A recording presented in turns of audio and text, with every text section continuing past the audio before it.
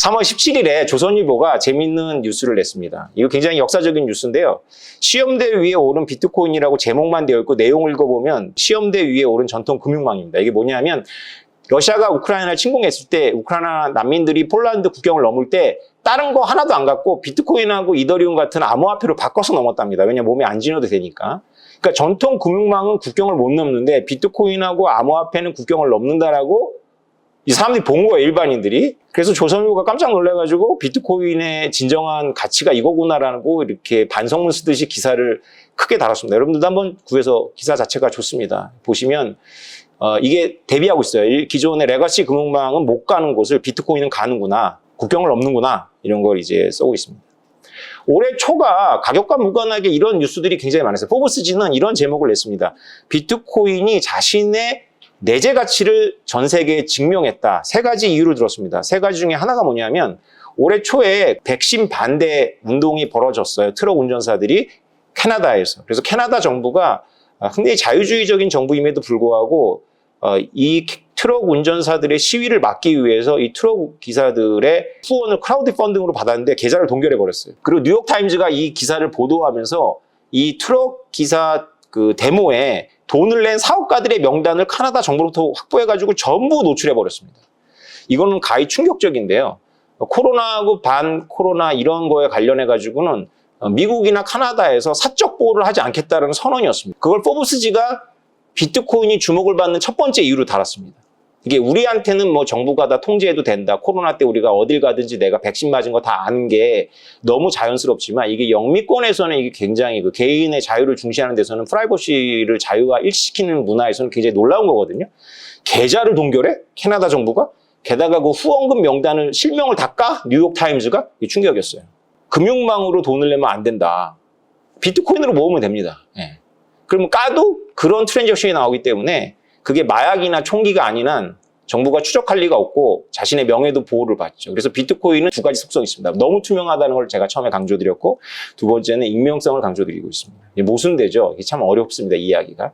두 번째는 여러분들이 다 아시겠지만 너무나 지금 제가 있는 여기서 너무 관련이 있지만 러시아가 우크라이나를 침공하기 전에 아주 재밌는 일이 벌어졌습니다. 2014년도에 그때도 러시아의 대통령은 푸틴이었습니다.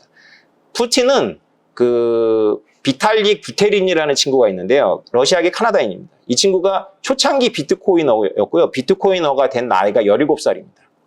17살 때 비트코이너가 돼서 비트코인 매거진이라는 잡지를 창간하고요. 여러분들 이더리움 아시죠? 그 이더리움을 만들었습니다, 이 친구. 그래서 지금 전 세계 명사고요. 돈이 억수로 많습니다. 이 친구가 푸틴을 개인과외합니다. 푸틴이 민족주의자잖아요. 그래서 해외에서 이렇게 활약하고 있는 유명한 러시아인들 무조건 좋아합니다. 푸틴은 제가 알고 있기로 전 세계 지도자들 중에 최고 지도자들 중에 비트코인의 원리를 제일 잘 이해하는 사람입니다. 러시아는 저같이 돌아다니면서 비트코인에 대해서 책을 쓰고 강의하는 것 자체를 불법화했습니다. 특이한 나라죠. 그래서 이렇게 공식적으로는 강의하면 잡혀갑니다. 징역이 1년인가 2년인가 그랬어요. 무섭죠. 네. 그런 러시아가 올해 초에 2월 달에 중앙은행이 비트코인 보고서를 내면서 이거 빨리 막아야 된다고 했어요.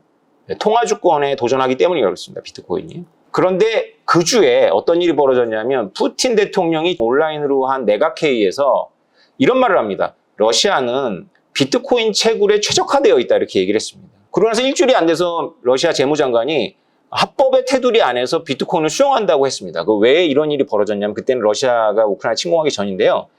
바이든 대통령이 최고 수준의 규제를 하겠다라고 했고 그게 뭐였냐면 생션이었습니다. 그랬더니 러시아 중앙은행은 비트코인 막아야 된다고 했는데 일주일이 안 돼서 푸틴이 생션 하려면 해. 우리는 그러면 비트코인으로 할 거야. 이렇게 돼버린 거예요. 비트코인을 이렇게 싫어했던 러시아가 갑자기 생션 때문에 스위프트 생션 때문에 비트코인을 하겠다라고 얘기를 했고 비트코인으로 뭐 천연가스 결제를 받겠다는 계속 뉴스가 나오고 있어요. 네. 이것이 포브스지가 비트코인이 자신의 내재 가치를 증명한 두 번째 이유로 삼은 겁니다. 세 번째 이유는 그냥 가볍게 넘어가십니다. 터키 리라가 여러분들 비트코인보다 더 많이 폭락한 거 아시죠? 네. 그래서 우리가 터키 사람이었으면 비트코인 갖고 있나 리라 갖고 있나 그냥 마찬가지입니다. 그냥 마찬가지로 망했습니다. 네.